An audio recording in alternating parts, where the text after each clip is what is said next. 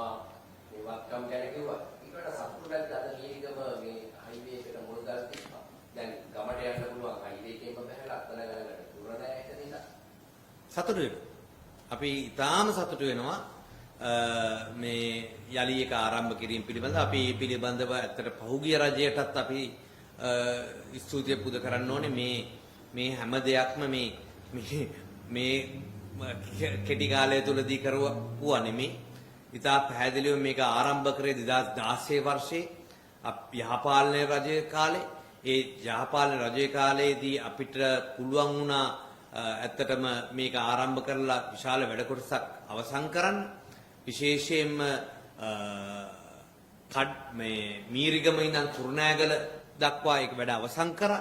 ඒ වැඩ අවසන් කරලා මේ විශේෂයෙන්ම චීන එක්සිම් බැක්වේ තිබ්බ ගැටලුවත් එක්ක තමයි මේ කොටසට ණය ටික ලබා දෙන්න නොහැකුනේ. අනුකරණ ගහයි දැනේ ඔය කොටස නතර කරේ කවුද එහෙම ඔන්න ඔක තමයි ඔය JVP එක ඔය ජෙප්ප තමයි ඔය ගහපොත් අල්ලගන්නේ.